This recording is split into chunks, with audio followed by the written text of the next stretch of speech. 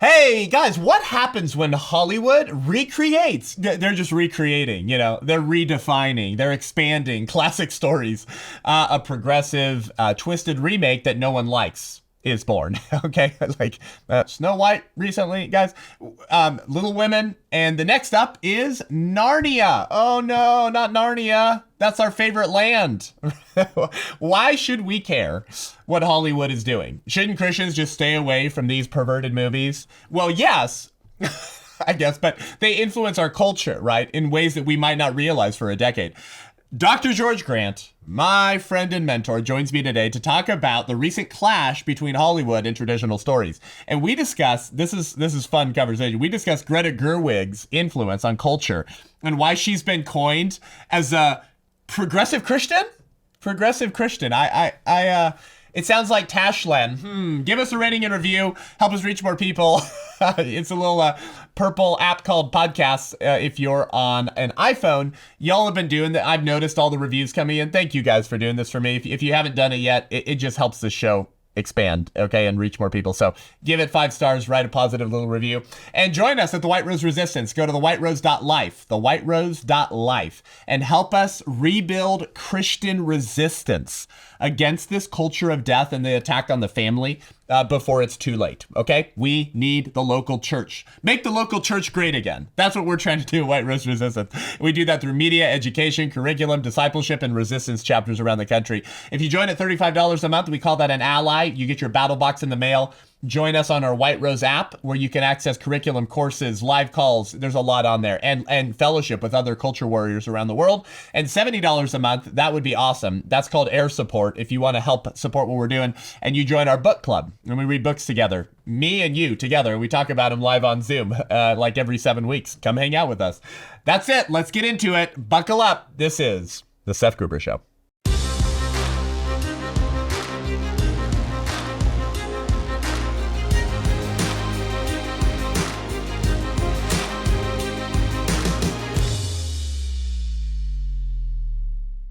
Well, Dr. Grant, the one and only, the smartest human I know, welcome back to the show. So I guess I heard Aslan. Aslan's coming to the States. I guess it's the new Narnian television show. If y'all don't know what that just meant by Aslan, you need to go reread the Narnia series. But I saw this the other day on Twitter, on X, and I was like, no! So Greta Gerwig, the producer of the new Narnia television series, is announcement, guys. Meryl Streep is potentially it's rumored that she's being offered the role of Aslan. What does this mean, Dr. Grant? What is going on in Christendom? Well, first of all, when you're talking about Netflix, when you're talking about Hollywood, when you're talking about the IT director of present, Greta Gerwig, right? You're not talking about Christendom. You're talking about a whole different universe. That's and right. So, we probably should do a little bit of background just so that everybody is on the same page here. Yeah. Greta Gerwig is a phenomenally successful young director. She has been an actress and starred, side by side with people like Ben Stiller and Adam Driver. But she's really made her name as a director. First, her directorial debut was a stunning success. She had done a lot of small films in what's called the mumblecore movement, which are independent films that are primarily dialogue-driven rather than plot-driven. And they're not particularly cinematographic. They're explorations of the psyche. Okay. So she came out of that movement heavily influenced by Woody Allen and by Wes Anderson. Right. And she is now married to Noah Baumbach, who is also heavily influenced by Woody Allen and has worked side by side with Wes Anderson and done some films with Wes Anderson. So the pedigree is not traditional Hollywood. This is sort of the fringe movement that is reshaping Hollywood now. Interesting. She is best known for her next two films, which were a reinterpretation of the classic book Little Women, right? Which became what has been called a new wave feminist manifesto. Really? That's how it was described? Yeah, new wave feminist manifesto. And then her big splash was the Barbie movie in 2023, which just, astonished everyone with its lurid pinkness and its box office success. It made over $1 billion at the box office. Whoa. Oh man, it was. I watched a part of it because it was becoming this cultural phenomenon. And bro, you know what I thought when I started watching it? Slop. Yeah. It's it's so sugary and sweet, and it was that film that earned her the label. And you find this all over the internet now. They all call her a progressive conservative. Right. I noticed that. Is. Yeah. Progressive conservative, which I think what that means is on all of the social and political issues, she's a leftist, but she has an affection for old school sentimental storytelling. Which came from what? And who? Yeah. So at any rate, she was raised in a home with an OBGYN nurse mother. Sure. And the OBGYN that she worked for in Sacramento was apparently a strong proponent of abortion rights. Her mother? Her mother's doctor. There's almost nothing on her mother available publicly that I've been able to find. There's a New York Times interview or kind of profile of Greta that talks about her mother, but only in sentimental terms. But the bottom line is she's raised in this, extremely liberal background, right? Universalist, Unitarian, went to an all-girls Roman Catholic high school. No way. But then went to Columbia University at Barnard College, where she really she majored in English and philosophy, and that's where she got into theater, into acting, and eventually into the mumblecore movement of filmmaking. So all of that says that she's not exactly your typical C.S. Lewis, Narnia sort of fan. Right. But these books are so phenomenally successful that Hollywood just can't stay away.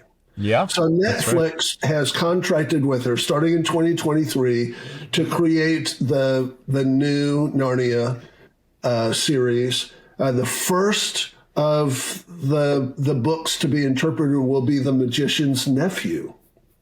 Interestingly. And everyone gets up in arms in Christian circles about what's the right order. It's funny. What's the correct order? What is the right answer, Dr. Graham? Why don't you settle it for us once and for all?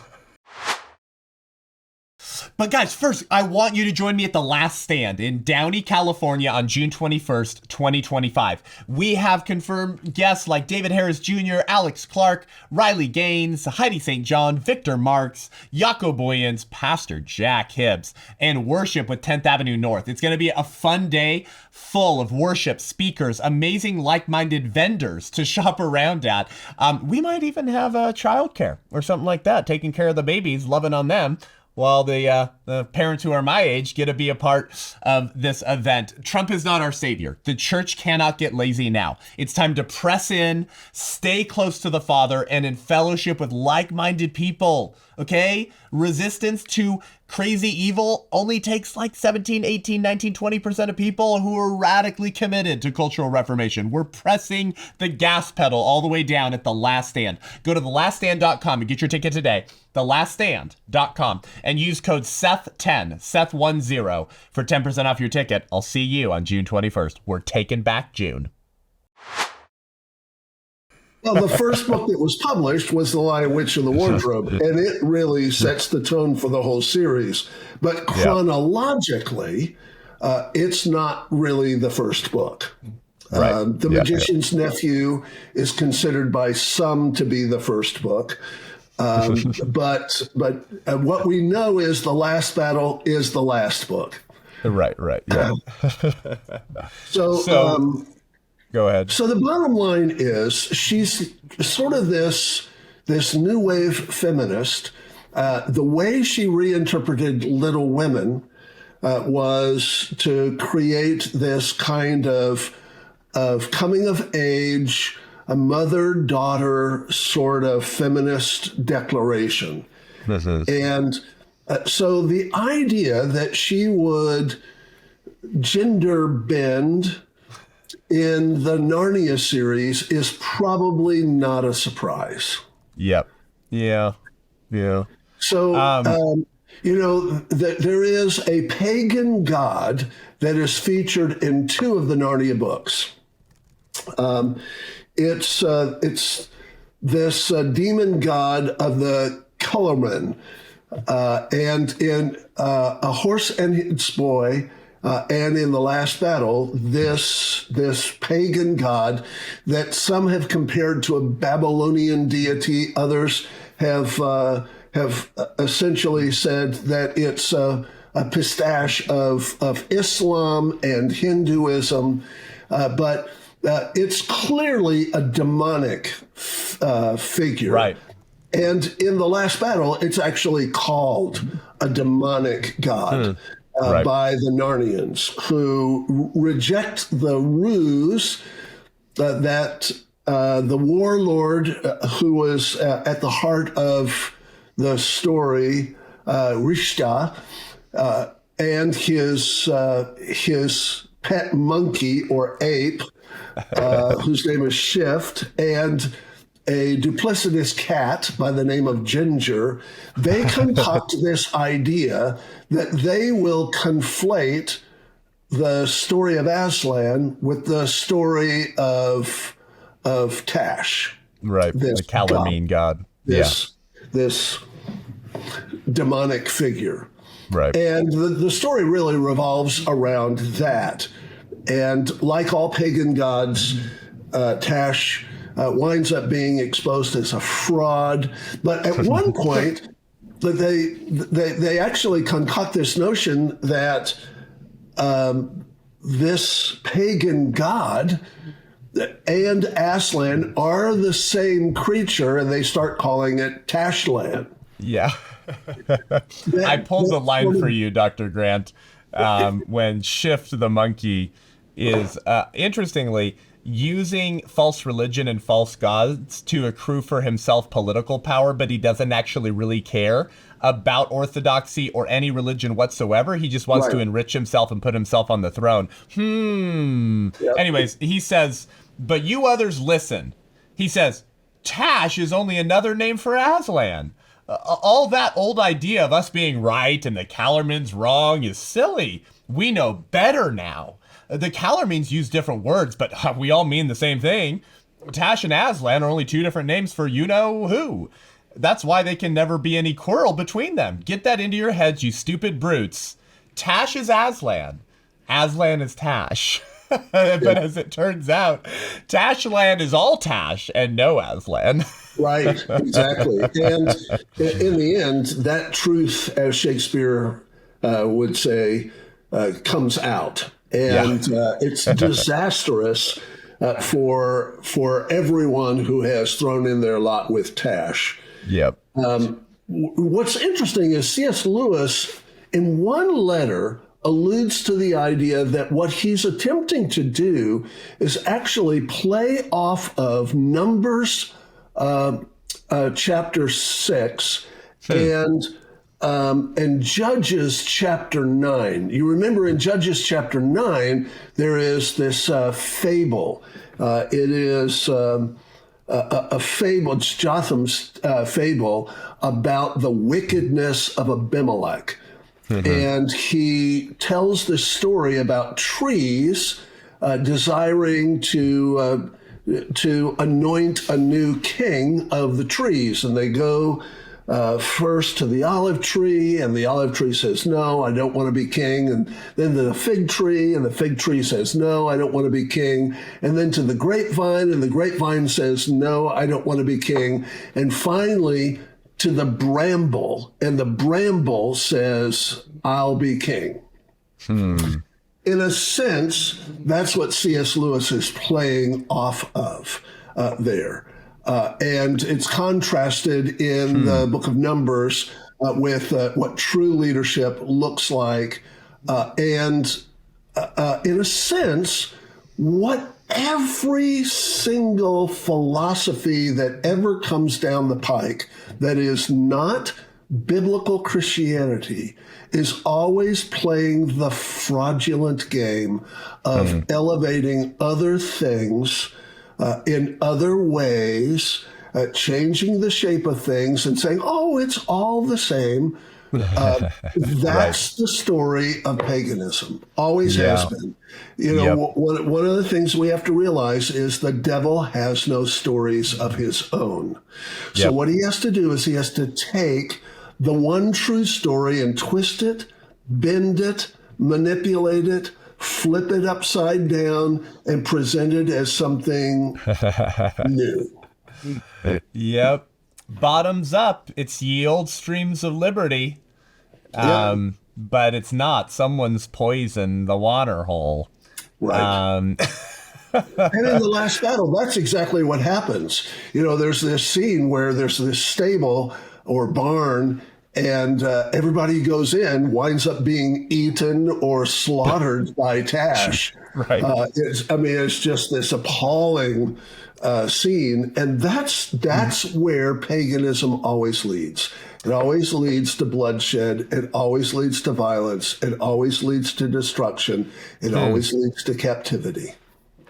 Bro, you're making me think of so many things. Because last year I finished reading Narnia, all of them out loud to my oldest son, who's 7 now, and maybe in a few months or a year we'll do it again with the first 2 kids together. But so I finished the last battle not that long ago, and so I'm remembering just all of these scenes. But you know what parallel I'm like seeing here, bro, with the modern left and just the culture wars today in the West is, hey, listen, maybe Shift and AOC and Bernie Sanders and Gavin Newsom, they don't really believe in any spiritual realms. We just came from electrified sludge, or a Big Bang, or monkeys. It was all an accident. There was no creator. Shift denies any spiritual realities. Right. But hey, we're happy to concoct a religion in my own image in order to accrue power. But then one day the demon actually shows up. Right. One day the demon actually shows up. Have you noticed, with the Satanic Temple? At that point. Yeah, that's right. Like with the Satanic Temple, have you noticed that? Here's another parallel. Wow. They say, well, abortion's one of our sacraments of our faith, and they file lawsuits against like Texas because of pro-life laws, and they say you're violating our religious liberty. But then when people say y'all are Satanists, isn't that not a good thing? The Satanic Temple, bro, you Dr. Grant, they go, oh no, we worship him ironically. We don't worship him literally. We don't actually believe in any eternal spiritual struggles. We just like him because, like Saul Alinsky, he was the first rebel, and who in his rebellion gained himself his own kingdom. He's just a metaphor for how we live our lives. We don't actually believe in Beelzebub. Yeah. You and I have talked a great deal about the French Revolution and the Festival of Reason and all of that, where, in a sense, these radical Right. atheists invent a new religion because religious affections are native to human beings. They were made to worship. And Wow. so they had to create something. And so they create something that they didn't believe in, but what they didn't believe in wound up being the means of their own destruction. Whoa. Whoa. Say that again. They invented a religion that they didn't believe in, but what they didn't believe in wound up being their own destruction. Oh my goodness, man. Well, you just described the final scenes of the last battle. Right, exactly. That's the scenes of the last battle. So getting back to Greta Gerwig, essentially what she's doing, she's on the front end of all of this long line. And so she's at the stage of creating a film about something substantial, but she doesn't believe in the substance. She only believes in the shapes, the images. So she's twisting and manipulating the shapes and images, neglecting the substance. And in the end, that will be the undoing of all of this. Wow. So, you know what's really interesting? One other little tidbit. Please. You know the debacle around Disney's latest flop, Snow White. Yeah. Yeah. The actress has, basically made the film untouchable, but it was a bad film to begin with.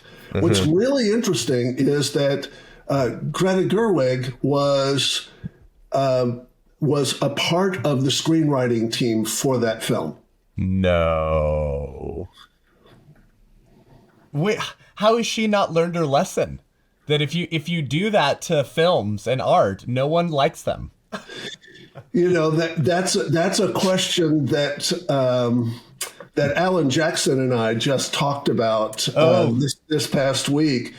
Hollywood's in a bubble, and they actually believe, in this really shallow sense, they believe their own hype, and so. It's kind of like, I saw several interviews immediately after election night this past November, where these progressives in California were saying, I don't understand. I don't know anyone who would vote for Trump. I don't know anyone. And of course, my response to that is, then there's your problem. Wow. There's your problem. If a guy wins every swing state and is able to get hundreds of millions of votes, and you don't know a single person who could or would vote that way, that means that you're in some sort of closet or echo chamber, or you're a hermit out in the wilderness. So this is really the feminization of Aslan. And this is really what this is. I mean, I feel like C.S. Lewis warned us about this in God in the Dock, right? Man is no longer on trial before God. Now we put God on trial. Right. We rewrite him to fit our ideals, our desires, our politics, our image. It's what C.S. Lewis is talking about in Abolition of Man as well, where he describes essentially the undermining of Western civilization by an attack on those permanent things that made Western civilization distinct from every other civilization that had come before. Without those permanent things, the whole thing collapses. We are not prosperous because we've created a prosperous economy, and we're not free because we've created free institutions of liberty. Those things came from something else. Yeah. So if you get rid of that something else, if you cut off the roots, the tree will die. I discovered this 2-sentence observation from G.K. Chesterton the other day, and I think we were talking about it together in London. By the way, guys, for everyone listening, I just went to London with Dr. George Grant. That's right. Be jealous. No, I'm just kidding. And we're making a new film together, and I've been telling you guys a little bit about that. But I think we talked about this, but Chesterton said, we have lost our national instincts because we have lost that idea of Christendom from which the nations came. In freeing ourselves from Christianity, we have only succeeded in freeing ourselves from freedom.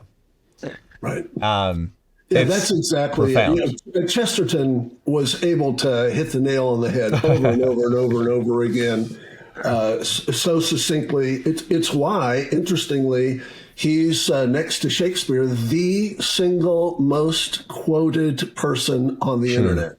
Isn't that wild? I remember you told me that a few months ago. I was like, whoa. I know, next to Shakespeare. So, Dr. the Grant, idea there is simply that if you get rid of the very animating principle that makes Western civilization totally distinct from any other civilization that has come before, it means that you will revert back to the way things have always been, which is, strongmen, dictators, emperors, conquerors and kings, slaughtering the undesirable or, opponents, and running roughshod over the liberties of everyone, plunging the world into poverty and privation for all except for the elite. Yeah. That's world history. Yeah. It's sobering and funny in a dark sense that our elites think themselves so innovative and modern. But we've seen this play before. So I heard someone describe Greta Gerwig, Dr. Grant, in similar terms that you did. How she's being described as sort of a progressive conservative, as this person who, it's like, who's the atheist who said I'm a cultural Christian because I like Christmas time? Yeah, Dawkins, right? Dawkins is like, screw God. But man, I really like the traditions that Christianity gave to Western civilization, and I don't want you to take away the scent of Christmas trees and festivals. And it's like okay, all right. And Greta seems to be one of those kind of people. And I had a friend of mine tell me, like, I think this is going to be an incredible series, the new Narnia thing, because Greta's not a radical leftist. She's not. She has an appreciation for these things from Christian tradition. And so I think she'll do right by Narnia. Well, okay. There are a lot of articles out there that describe her as being profoundly influenced by her upbringing in Catholicism. But first, thank you to our sponsor of the Seth Gruber Show, Every Life Diaper Company. They're just awesome people. They really are. You know them. We've had Sarah Gable on the show before, the founder of Every Life Diaper Company. They're believers. They're having babies. They're exercising dominion. And most importantly, they're standing for life by trying to defund woke corporations and companies that hate the unborn and the pro-life movement and those who stand for the unborn. That's right. Almost every major diaper company, like Baby Brand, we're talking baby brands, are pro-abortion. How do you even make that? How do you support killing your customer base? I don't know. Go to everylife.com if you're having babies, if loved ones are having babies, if you're a grandparent, you got the grandbaby, the nursery at your church. This is so simple. You need to get your baby diapers, wipes, and now they have a line of like shampoos and washes that are non-toxic that we're using now too. You got to get it at everylife.com. Set up a subscription. It goes straight to the house. You don't have to worry about emergency runs to Walmart. Everylife.com, promo code Seth10, that's Seth10, for 10% off your first order, and let them know that we sent you. Make sure you put in promo code Seth10, okay? That supports the White Rose Resistance. It grows Every Life, and it helps us defund baby-hating companies. Everylife.com, promo code Seth10. Well, first of all, she wasn't brought up in Catholicism. She was brought up in Unitarian Universalism. She went to an all-girls Roman Catholic high school. So, yes, she's had some Roman Catholic influence. But you look at her life, she lived with the man that she's now married to for 12 years before they got married. They already had 2 children before they got married. I'm not sure that that's Catholicism. She's made these 2 films, Lady Bird and Little Women, which are paeans to a sort of proto-feminist ideology. And that's not exactly Roman Catholicism. Right. There are possible links to the abortion movement in her family. That's not exactly Roman Catholicism. So where do they get Roman Catholicism? From Barbie? Yeah, right. Yeah, exactly. So there's this. Okay, well, first of all, did you know that Meryl Streep once performed an abortion on herself in this like death scene at Yale? Excuse me. That's all I'll say. Okay. So don't worry. It's probably just theater. I mean, we're talking about one of the most radical pro-abortion, just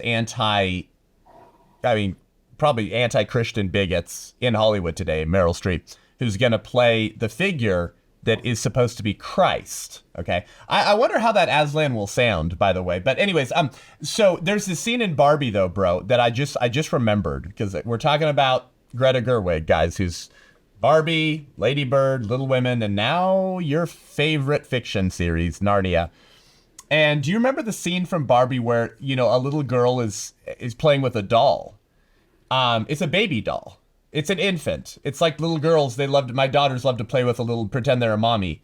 And she just, like, this little girl, like 7, 8, I can't remember, just goes crazy and starts beating the doll, and the heads are flying, the arms are flying off, and it's like some like weird baby dismemberment thing going on, because the young girl's getting liberated, right? And there's all this like crazy like eclectic music going on, and it's this kind of weird scene, and a little girl throws off tradition. She throws off her innate longing to care for this baby doll. And the scene ends with just this baby in pieces all over the floor, and then it cuts to another scene, and you're left going, "What did I just watch? What in the world was that?" So like, guys, this is who Greta Gerwig is. Okay, this is her picture of feminism. Have you heard Ayaan Hirsi Ali before? Oh yeah. I've read her books even before her conversion to Christianity. I've been reading her books and her husband's, Neil Ferguson, back when she was still a Dutch legislator, and she made a film with Theo van Gogh. And Theo van Gogh was assassinated on the streets of Amsterdam for the creation of this film about Islam. Yeah, so she resigned her seat in Parliament. Yeah. She fled from the Netherlands because she didn't feel safe there to the United States, and but she has created a really remarkable internet platform now, and she hosts some of the most remarkable sort of contrarian political figures of our day, cultural figures of our day. And she has, in the last year, converted to Christianity. Yeah, I know. I saw that. Yeah, that's what's so cool. And that's why I brought her up. In 2023 at the at ARC Forum, right, which I got invited to go to. I forgot to tell you. And it was happening a week before I left for Paris. And I was like, I don't know how to fit that in. But my friend Katie Faust was just there. But anyways, Calvin Robinson, I think, spoke there this year. Yeah. Mm-hmm. Ian Hirsi Ali he'll be with me in Dallas this summer. I'll have a chance to interview him, present him with Boniface Award, and hear him speak. It's going to be really great. Yeah, Calvin's been very bold. But there was Ian Hirsi Ali was talking about what we're talking about right now at the ARC Forum in 2023. And it makes me think of this. It reminds me of this whole conversation with Greta Gerwig, with this love and appreciation for the high art, the high beauty of the best-selling fiction series of all times that Christians created. But you know what? We're going to put a pro-abortion feminist as the voice of Jesus, as the voice of Aslan. Like this whole thing. Just cutting off the branch you're standing on kind of thing, bro. But Ian Hirsi Ali, I loved how she put it. She said, Western civilization is a cut flower. It's a cut flower. And cut flowers die. But we have the remnants, the symbols of Western heritage and their seeds. All we have to do, those of us who inherited it, is to go and see them, grow them, nurture them, water them, and when they're attacked, fight for them. What a great metaphor. Yeah, it's a cut flower. Metaphor. I've heard her use the cut flower concept before, but the fleshing out of the seeds and the planting and watering, that's what a great metaphor. Isn't that good? So like, when a kid, sees a flower in a neighbor's yard as they're on a walk and they rip, we've all seen our kids do this. No, don't touch that. That's their garden. They rip it out. Isn't it beautiful? Well, guess what? 2 weeks later, even in the water in the vase, it's not so beautiful anymore. Right. That's what the left does to Christian culture. That's what they do to Western civilization. And then when it starts decaying, I don't know. What does Greta Gerwig do? How did this happen? I mean, the ignorance is astounding. Well, it's like Disney with Snow White. How do you ruin Snow White? Well, they figured out a way. And well, remember the actress Snow White? Remember the actress of Snow White, whatever her name is, Dr. Grant? She, when the film was about to come out, before it was coming out, she was like, this time, Snow White doesn't need a prince. She believes in herself. She knows that she has what it takes. I'm going to save myself. Screw men and their toxic masculinity. It's like you just gutted the timeline of like basically every story that every young child grew up loving. Yeah. They tried to fix her PR problem. They did a series of talk shows, and she found a way to actually ruin every single one of the interviews. She does this marvelous job. It's beautifully done. And then right at the end, she goes, "Free Palestine." Or, that's right. The actress. Something, fight for our reproductive rights, and in every single one. And it was like, oh my word. This ship is sinking. And instead of bailing, she's poking more holes in the hull. I had no idea that Greta Gerwig actually played some kind of role in Snow White. It's fascinating. I mean, that film just tanked like nothing we've seen in decades. Yeah. And the amount of money they spent on it. I'm over here cheering. I'm front row seats. I'm here for it all. I love it. But it's like, I wonder if she's going to pivot with this, because I mean, you know what? Who will make, guys, Narnia, this Netflix thing, the biggest hit, the biggest moneymaker, conservative homeschool Christians, is who's going to make it the best market. And like watching Twitter, watching X, Dr. Grant, as soon as the thing happened, early April, late March, like rumor, Greta Gerwig's in conversation with Meryl Streep for Aslan. Watching the Twitterverse explode was so funny. Everyone was like, rumor is Greta's team found a lion skin in a lake and they're pulling it out and dressing Meryl Streep in it. And like all the people are like, huh?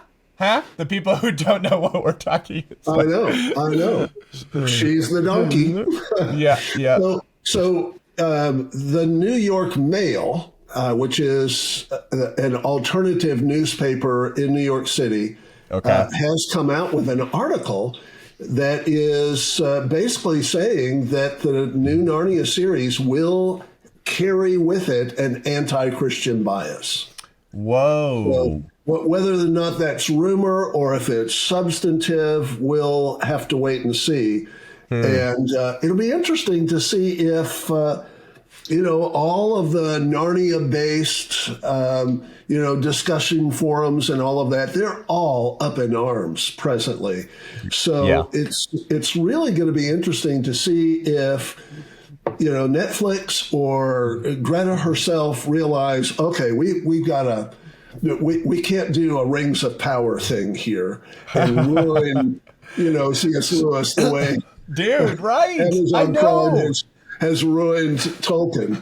Two of the best-selling authors of the 20th century, Dr. Grant, they're hollowing it out. Progressivism will hollow out your religion and wear it like a skin suit, or a lion suit. Yeah. You know what? Can you think of any other historical example, bro, where I'm sure you can? This would be fun to toss around, but what is happening here? We're watching the monkeys, the shifts, literally try to retell a story, and in their retelling become the villain. Right. The creators become the villain of the story that they're retelling. All the Narnia, it culminates in the last battle. Here's the last lesson that C.S. Lewis has for you. And you're literally becoming Shift the monkey. Yeah. And the rest of you are stupid donkeys who don't have the courage to say, I don't want to wear the Aslan costume. I don't want to wear it. Yeah. Like, can you think of another historical example where, like, some huge thing was created and it's like, but you're literally playing it. You are the villain in the thing you're trying to tell. How do you not see that? Yeah. This has happened with Shakespeare. Really? The attempts to modernize Shakespeare, put Shakespeare into a modern setting. There's one famous example of putting Macbeth into a kind of Nazi Germany kind of context. And it always winds up being just atrocious. And in the end, it's the creators who wind up being the actual villains of the story. The story gets lost. Wow. One of the things that's really interesting about Wes Anderson and Woody Allen is their deconstructionist approach to storytelling. Right. In other words, part of the reason why you have these weird scenes that seem to not fit in the narrative arc of the story is that's very deliberate. It's not supposed to be a direct line plot. It's supposed to be a series of psychological encounters or episodes. So one of the things that will happen if you have a mumblecore approach to the Narnia series is the stories aren't going to make sense. It's not going to be linear. You don't know where it's going. I just reread The Great Divorce, and I'm listening to, because when I'm in the car, I'm listening to Till We Have Faces. Oh, yeah. And which one is the line, the longing to reach the mountain? That's Till We Have Faces, right? Or is that The Great Till We Divorce? Have Faces. Yeah. Yeah. Cynicky, right? Is that how you pronounce it? Yeah. Yeah. And that was one of my favorite lines from C.S. Lewis for over a decade. The sweetest thing in all my life has been the longing to reach the mountain, to find the place where all the beauty came from, my country, the place where I ought to have been born. Do you think it all meant nothing? All the longing for home? For indeed now it feels not like going, but like going back. And the reason I thought of that line, bro, was that's the internal, unspoken, assumed storyline of all the great stories. Yeah. That's what makes Narnia so beautiful. You can't gut it and then expect to retell the little scenes while you've gutted the internal storyline that makes it so beautiful. G.K. Chesterton has this incredible parable about a man named Smythe who lives in this golden valley in a beautiful home with smoke coming up out of the chimney and a picket fence around it and children playing in the yard. And he, the man becomes discontent. And so he decides that he is going to go and find the place where he can be content. So Smythe sets out and he starts to travel the world. And he travels literally all over the world, searching for that place. Finally, he comes to the crest of a hill and he looks down in this golden valley. And there's a little white home set with a picket fence around it and children playing in the yard and smoke coming up out of it. And he says, that's it. That's what I have been searching for ever since I left this. Isn't that interesting? Yeah. Wow. And in a sense, that's what the story of the human heart always is. When we abandon that which is right and good and true, we wind up searching everywhere for what is right and good and true. And it may take us all the way around the world. And then when we finally stand on the crest of the hill and we look down, we see that what was right and good and true was the thing that we had abandoned at the beginning. Wow. As we land the plane, bro, do you think it would be fair to say that so much of Lewis and Tolkien's writing, their work, their contributions to the culture, were their attempt through story to communicate the longing for the true, real myth? Oh, yeah, no doubt. In fact, that's one of the things that that Tolkien wrote about in his essay about the eucatastrophe, the great true myth. And his essay on fairy tales tells the whole theology of why it is that true myth, meaning not mythological, but that story which portrays the real truth, in the same way that Psalm 22 portrays clearly 1,000 years before the events unfold, the crucifixion of Christ, and even Palm Sunday itself, eventually the ascension into heaven, all of that portrayed in Psalm 22, that's true myth that eventually is fulfilled in the sacrifice of Christ. Wow, so good. Do you think it all meant nothing? All the longing for home. What's that other line? Is it Lewis or Tolkien where he says scent of a flower I've never smelled, news from a country I've never visited. Yeah. Which one? Who was that? I think that's in Great Divorce, isn't it?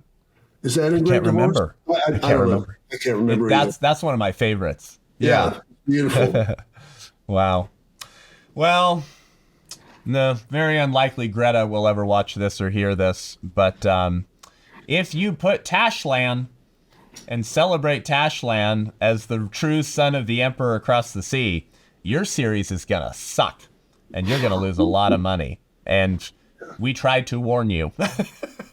Yeah.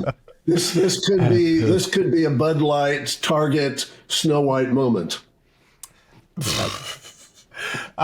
Well, let's give some people something to actually be excited about, Dr. Grant.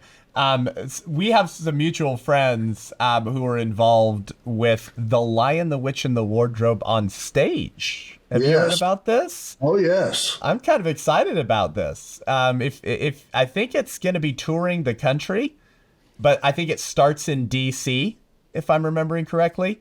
And I Right. think it's actually Christians who are behind it, who don't worship Tashland, if I've got it right. Yes. That's what me and my family are going to do when it comes nearby. We're going to take the kids to The Lion and the Witch and the Wardrobe on stage. Yeah. Yeah, and as I understand it, the production is absolutely fabulous, and they're really spending the money to make it really right. And they've got Paravel is doing the promotions for it, and so it's going to be, I think, really, really well done. Yeah, I'm excited about it. Well, Greta Gerwig be like, Tashland is the real Aslan. Listen to Shift. No, we're not going to listen to Shift. Guys, don't watch this. I've refused to watch Rings of Power, and I'm the kid who was collecting Lord of the Rings collectible trading cards. That's how much of a nerd I was, okay?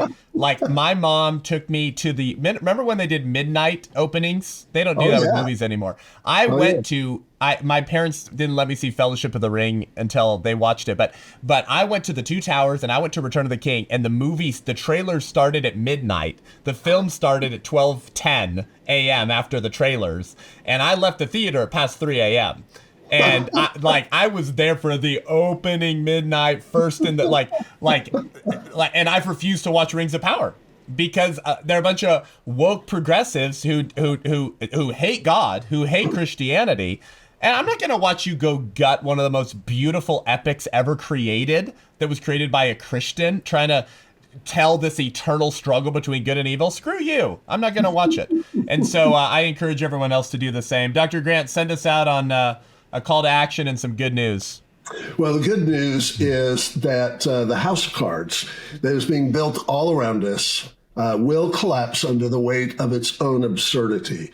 But better than that, there is a kingdom that is an everlasting kingdom which will not pass away. And in that glorious kingdom, art and music and literature and ideas are as vibrant and as verdant as the creation itself. And we will one day see all of this in glory. But even now, we catch glimpses of it. And those glimpses are the places where we take refuge and find great hope. Amen and amen. Guys, Dr. Grant has a podcast. It's called Resistance and Reformation. Go check it out and learn the stories of great heroes of the faith of the past who have faced similar things. New And book? your new edition of Tell Us.